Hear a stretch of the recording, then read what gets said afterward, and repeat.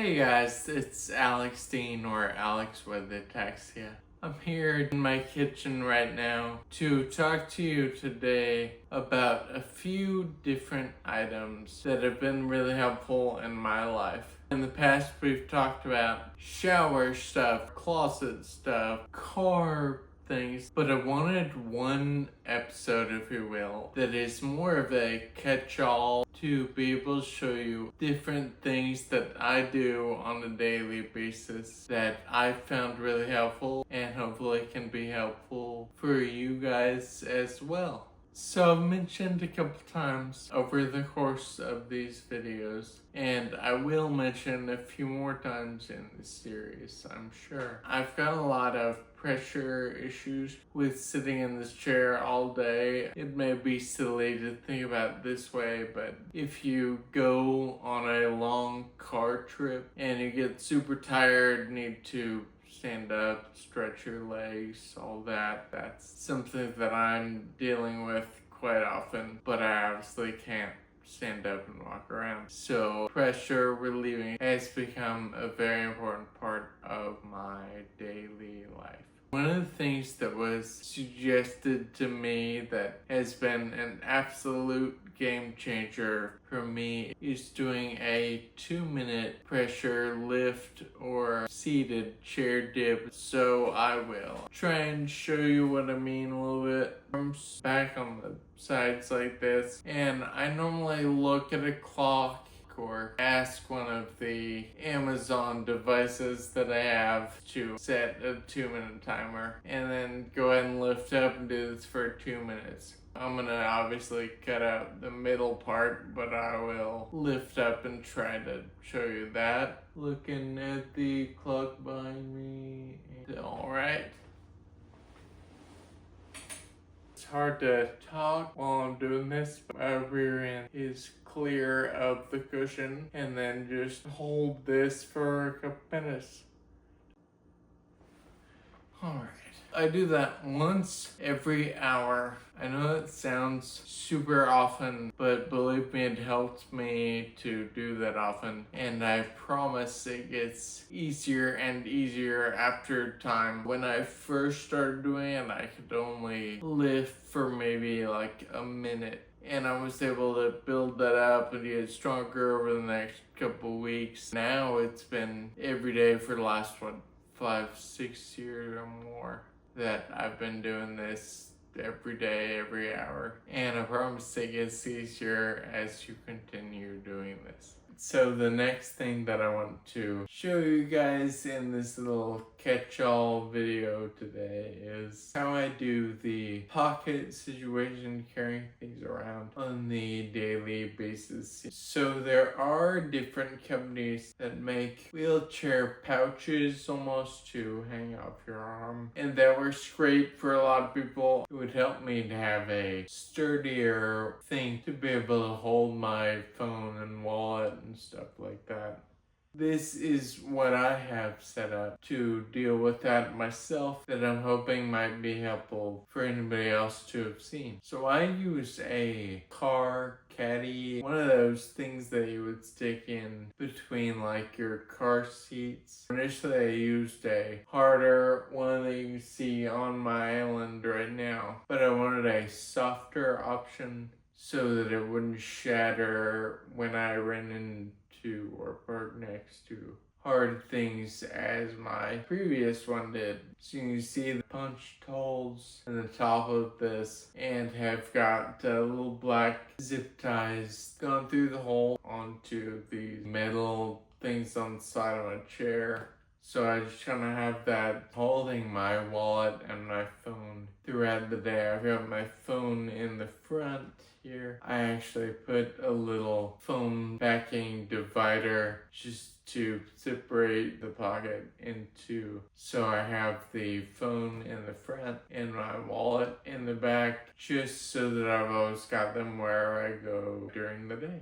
One other thing that I'd almost forgotten to mention is that I have unfortunately figured this out from experience. When it rains a lot or if you spill something, it's super important to have holes drilled into the bottom so it can drain out of the bucket and not get your phone and wallet all wet. So I've already mentioned, but as I'm sure you've noticed, my speech breath support specifically is not great, to say the least. What that means is that I'll have to pause while I'm talking, kind of like that, honestly, to catch my breath and rebuild up kind of the air in my lungs while I'm trying to talk. I've been going to speech therapy, and one of the things that she showed me and had me work on doing was using this breather. It provides resistance when you take a breath and when you exhale the breath.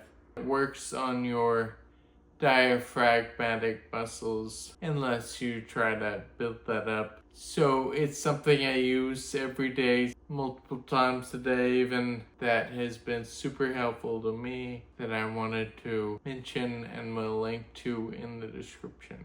You can see on the sides it has resistance levels, so I have mine set to 4 on both inhale and exhale. There's 1 on both sides, so you can make it stronger or weaker depending on whatever you need. And then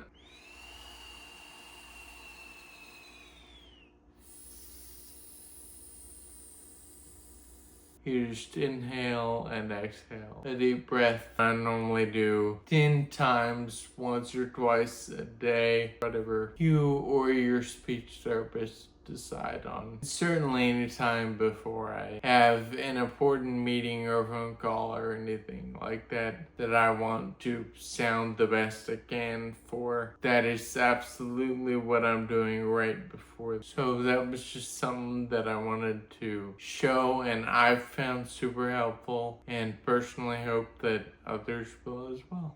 Now I'm going to go to the toilet and show a little bit of the transfer situation back there, and then we'll come back for one more. So back here in my bathroom, I'm going to show transferring onto my toilet. Obviously I'm not normally wearing pants. I will say the cardboard box that is duct taped behind the upright lid of my seat, when I lean back when I'm sitting on the toilet, the lid to the toilet has come loose a few times. That box we figured out to duct tape back there helps the lid to have a little bit of stability to lean back onto, and it makes everything a lot smoother. So that's why that is there. Next, I'm gonna go ahead and lift and pivot. When I used to do this by myself, I would just lean forward and grab the bars and pull myself over, but eventually that became sort of a safety issue for me. So Audrey's gonna come in and help me with that lift over to the toilet.